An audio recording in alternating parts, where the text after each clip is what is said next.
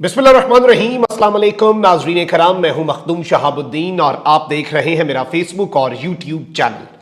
उम्मीद करता हूं आप सब लोग बखैर व आफियत होंगे और जहां भी होंगे अपने अहले खाना समेत खुश भी होंगे और महफूज भी। नाज़रीन कराम, साबिक डीजी ISPR और मौजूदा core commander Quetta lieutenant general Asif Ghafoor एक बार फिर निशाने पर आ चुके हैं और इस वक्त उन्हें खुली धमकियां भी दी जा रही हैं कि जब तुम वर्दी में नहीं रहोगे तो तुम्हारा हाल मुशर्रफ और बाजवा वाला होगा। और ये धमकियां उन्हें कहीं और नहीं बल्कि ऐवाने बाला सेनेट में खड़े होकर बहुत से सेनेटर्स दे रहे हैं। जनरल आसिफ गफूर से मंसूब एक बयान है और इस बयान ने एक तूफान खड़ा कर दिया है और सोशल मीडिया पर यह बयान बहुत ज्यादा गर्दिश कर रहा है। और इसमें जाहिर बात है हकीकत क्या है, फसाना क्या है और इस वक्त कौन सी कुव्वतें हैं जो साबिक DG ISPR major general Asif Ghafoor साहब जो हैं उनके खिलाफ मुतहर्रिक हो चुकी हैं। ये पॉइंट, ये नुक्ता समझना इस वक्त बहुत ज्यादा अहम हो चुका है। यहां पर नाज़रीन किराम कुछ चीजें समझने की भी बहुत ज्यादा जरूरत है और जो मामलात चल रहे हैं सेनेट ऑफ पाकिस्तान के अंदर भी जो डिस्कशंस चल रही हैं और इसका जो बैकड्रॉप है और गवादर के अंदर जो एक हक दो तहरीक है जिसके बाद ये पूरा मामला बना, मैं सारी चीजें आपके सामने एक एक करके रख देता हूं। बल्कि पहले आप सुन लें कि इस वक्त जो सेनेटर्स हैं वो आसिफ गफूर साहब के हवाले से कह क्या रहे हैं और सेनेट ऑफ पाकिस्तान में गुफ्तगू क्या चल रही है। तो आपका भी शायद उन्हीं जैसा हाल होगा जिस तरह से मुशर्रफ का हाल हुआ था, जिस तरह से आज बाजवा साहब का हाल हो रहा है या और लोगों का हाल हो रहा है। किसी भी शख्स को वो क्या ये धमकियां देता फिरेगा कि वो जेल में डाल देगा लोगों को, और ये अगर धमकियां अगर ये इस तरह से देते फिरेंगे तो फिर ये अपनी इज्जत के साथ जो है वो आप अपने खेल रहे हैं। फिर ये धमकियां कोई नहीं सुनेगा, तो अपने लोगों को इस तरह से धमकियां न दें। ये आप जो कुछ भी हैं आज, जो इज्जत है आपकी वो अल्लाह के बाद वो आपकी अपने लोगों की वजह से है। ये हक आपको नहीं दिया जा सकता कि आप अपने लोगों को कहें कि मैं आपको जेल में डाल दूंगा। आप एहतजाज ना करें और उस एहतजाज पे जिस पे कोई शायद कोई जुर्म भी नहीं बनता, उस एहतजाज पे जिस पे जुर्म बनता है तो किसी और पे बनता है, पब्लिक पे नहीं बनता। या मौलाना हिदायत पे, वो मेरी पार्टी के नहीं है, गो कि वो मौलाना उनके नाम के साथ लगा हुआ है, मगर इसके बावजूद जो कुछ वो कह रहा है, जो कुछ वो कर रहा है वो दुरुस्त कर रहा है, वो दुरुस्त कह रहा है। अगर आप आज उसकी बात नहीं सुनेंगे तो कल लोग आपसे ये बातें जोर से मनवाएंगे। किसी भी शख्स को वो क्या ये धमकियां देता फिरेगा कि वो जेल में डाल देगा लोगों को, और ये अगर धमकियां अगर ये इस तरह से देते फिरेंगे तो फिर ये अपनी इज्जत के साथ जो है वो आप अपने खेल रहे हैं। फिर ये धमकियां कोई नहीं सुनेगा, हमारे पास वो ताकत शायद मौजूद नहीं। जी नाज़रीन किराम, आपने सेनेटर कामरान मुर्तज़ा साहब की ये गुफ्तगू सुनी। JUI से इनका ताल्लुक है, मौलाना फजलुर रहमान की जमात से। इसके अलावा सेनेटर मुश्ताक साहब हैं, वो जमात इस्लामी से ताल्लुक रखते हैं, वो भी हैं, और दीगर सेनेट्स भी। यानी काफ़ी देर तक सेनेट ऑफ पाकिस्तान जो है वहाँ पर मौजूए गुफ्तगू या फिर मौजूए बहस लेफ्टिनेंट जनरल आसिफ गफूर बने रहे।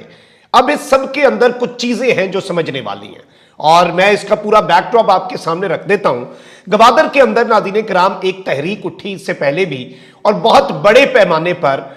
इन्होंने, हिदायतुल्लाह साहब ने एहतजाज किया और एक बहुत बड़ी तहरीक लीड की। और इस लेवल की तहरीक थी कि नेशनल मीडिया, जो कि अनफॉर्चुनेटली बदकिस्मती से बहुत ज्यादा कवरेज नहीं देता, वो भी कवरेज देने पर मजबूर हो गया। और मुतालबात जो है वो बड़े जायज थे। एक मुतालबा ये था कि हमारा जो रोजगार है, यहां पर जो मकामी लोग हैं, हमारा रोजगार जो है उसका तहफ़्फ़ुज़ किया जाए, उसे इंश्योर किया जाए। एक मुतालबा ये भी था नाज़रीन कराम के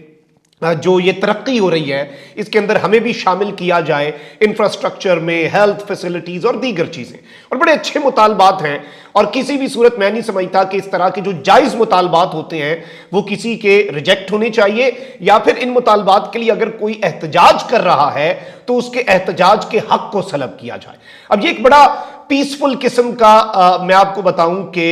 ये पूरा मामला रहा اور یہ تحریک بھی بڑی پیسفل رہی، لیکن ریسنٹلی اس کے اندر اب یہ نہیں پتا کہ کس طرح سے کیا معاملات ہوئے، لیکن انفارچونیٹلی ایک پولیس اہلکار، ایک پولیس والا جو ہے وہ اس کے اندر اپنی جان کی بازی ہار گیا. یعنی وہ اب کس سائڈ سے کیا ہوا کیا نہیں ہوا، اس میں بہت سے لوگ جو ہیں انہیں اریسٹ بھی کیا گیا، جس میں جو اس تحریک کو لیڈ کر رہے ہیں ان کے حوالے سے بھی ڈیٹیلز ہیں کہ انہیں بھی اریسٹ کیا گیا، اور یہ ایک تھوڑی سی یہاں پر کشیدگی جو ہے جو کہ بڑھ سکتی تھی وہ بھی بنی. اب یہاں پر انٹری ہوتی ہے، ظاہری بات ہے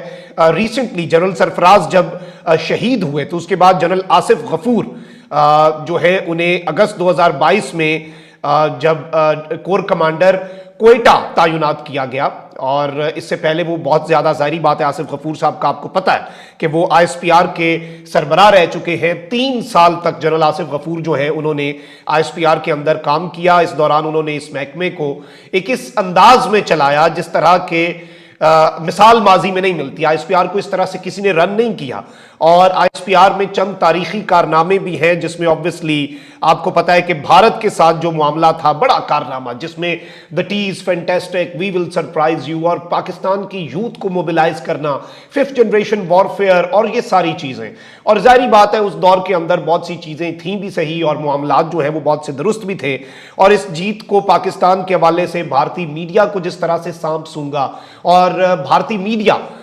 جو کریڈٹ ہے وہ ڈیو ہے اور وہ دینا بنتا ہے. جنرل آصف غفور کا دور تھا جس میں انڈین میڈیا یہ کہنے پر ناظرین کرام مجبور ہوا کہ آپ آئی ایس آئی کی بات کرتے ہیں، آئی ایس آئی سے بھی خطرناک ایک چیز ہے، ایک ادارہ ہے آئی ایس پی آر، اس کا تو سد باب کر لیں. اب یہ سب کے اندر بھارتی چینلز جو ہے انہوں نے تسلیم جب یہ کیا کہ آئی ایس پی آر کی حکمت عملی، تعریف تو وہی ہے جو دشمن کرے، اور اس سب میں ان کی ٹویٹر کے اوپر ایکٹیو ہونا، سارے معاملات، یہ ساری چیزیں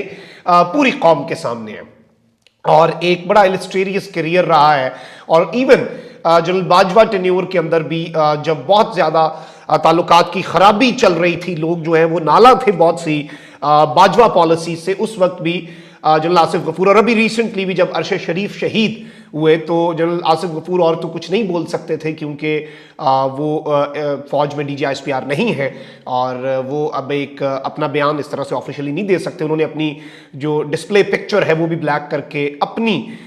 جو اپنے غم اور اپنی سالیڈیرٹی کا اظہار بھی کیا تھا. یہ چند چیزیں ہیں جو ریسنٹ ٹائمز کے اندر جو آصف غفور کے حوالے سے ہوئی ہیں. اب یہاں پر بلوچستان کا ساحلی شہر ناظرین کرام گوادر، وہاں پہ corps commander lieutenant general Asif غفور سے ان کے ایک حالیہ دورے کے موقع پر ملاقات کرنے والوں میں حق 2 تحریک کے ایک مومر نو منتخب کونسلر کاکا سلیمان بھی شامل ہیں.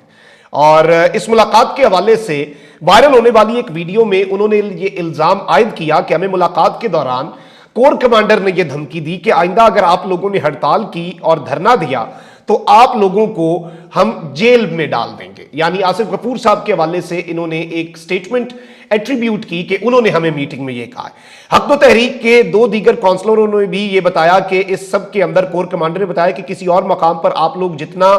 دھرنا اور احتجاج کرتے ہیں کریں، لیکن اگر پورٹ کے باہر دھرنا دیا تو سب کو پھر جیل میں ڈالنا پڑ سکتا ہے. لیکن اس سب کے اندر میں آپ کو یہ بتا دوں کہ جو دوسری سائیڈ کا موقف ہے وہ یہ ہے کہ ایسا کوئی بیان نہیں دیا گیا، اور کور کمانڈر جو ہیں وہ جذبہ خیر سگالی اس کے تحت گوادر گئے تھے، اور وہاں لوگوں سے ملاقات کر کے ان کو یقین دہانی کرائی تھی کہ ان کے جو بھی مسائل ہیں، جو بھی جائز مسائل ہیں، ان کو حل کیا جائے گا. اور اس سب کے اندر گوادر میں بیسیکلی حالات کشیدہ ہونے کے بعد کسی اعلیٰ فوجی افسر کی طرف سے یہ بیسیکلی ایک پہلا باضابطہ رابطہ تھا، کیونکہ گوادر میں پورٹ کے قریب حق 2 تحریک کے دھرنے پر 26 دسمبر کو الصبح ایک کریک ڈاؤن ہوا. اس کے علاوہ گرفتاریاں ہوئیں، بڑے پیمانے پر احتجاج ہوا. 5 دن تک گوادر شہر جو ہے وہاں پر کاروباری سرگرمیاں جو ہیں وہ معطل رہیں، اہم شاہراہیں کئی دن تک بند رہیں. حکومت نے کئی روز تک موبائل فون انٹرنیٹ سروس کو بند کیا، جبکہ گوادر میں 26 دسمبر سے 1 ماہ کے لیے دفعہ 144 بھی نافذ کر دی گئی. اور اس سب کے اندر بڑے پیمانے پر حق 2 تحریک کے رہنماؤں کے خلاف 26 دسمبر کو مقدمات بھی قائم کیے گئے، اور اس میں سربراہ مولانا ہدایت الرحمان جو ہے انہیں گرفتار نہیں کیا گیا، لیکن وہ جمعے کو خود گرفتاری دینے کے لیے گوادر میں عدالت میں پیش ہوئے، لیکن پولیس نے انہیں کمرہ عدالت میں پیش ہونے سے پہلے گرفتار بھی کر لیا. اور یہ ساری چیزیں ناظرین کرام یہ پہلا بیسیکلی یہ کریک ڈاؤن تھا ان پر، اور اس کے بعد پہلا باضابطہ آفیشلی رابطہ تھا اب اس کے اندر بہت سی ایسی قوتیں بھی ہیں جو اس سارے معاملے کو سپوائل کرنا چاہتی ہیں، کیونکہ اس حوالے سے زیادہ کوئی ثبوت نہیں ہے اور اس طرح کی کوئی چیز نہیں ہے۔ کیا اس طرح کی سٹیٹمنٹ دینی چاہیے؟ تو اس کا جواب ہے بالکل بھی نہیں۔ اس طرح کی کوئی بھی سٹیٹمنٹ کسی بھی افسر کی طرف سے، چاہے وہ فوجی ہے، سویلین ہے، سیاستدان ہے، احتجاج جو ہوتا ہے وہ ہر شہری کا ایک بنیادی حق بھی ہے، اور اس احتجاج کو وائلنٹ نہ ہونے دینا اس احتجاج کو لیڈ کرنے والوں کا حق بھی ہے۔ وہ وائلنٹ ہوتا ہے، چیزیں خراب ہوتی ہیں، افراتفری پھیلتی ہے، تو دونوں سائیڈز کا ایک اس میں اپنا اپنا رول ہوتا ہے۔ اب یہاں پر ایک چیز بڑی واضح ہے کہ پرامن احتجاج کے اوپر تو کریک ڈاؤن یا گرفتاریاں یہ قطعاً کسی بھی صورت میں سمجھتا ہوں اس کی تک جو ہے تک ہی نہیں بنتی، لیکن یہاں پر اب جنرل آصف غفور کے حوالے سے جو سٹیٹمنٹ ہے، دوسری سائیڈ کا یہ موقف ہے، یہ غلط ایٹریبیوٹ کی جا رہی ہے اور یہ کوئی مس انڈرسٹینڈنگ ضرور ہو سکتی ہے، لیکن اس طرح کی سٹیٹمنٹ جو ہے وہ جنرل آصف غفور نے، اور وہ بھی اس طرح دھمکی کے انداز میں نہیں دی، اور اس میں ظاہری بات ہے کہ معاملات جو ہیں وہ افہام و تفہیم سے حل ہوں، دونوں سائیڈز بیٹھیں اور جو کنفیوژن ہے وہ دور کی جائے، میں سمجھتا ہوں وہ زیادہ بہتر ہے۔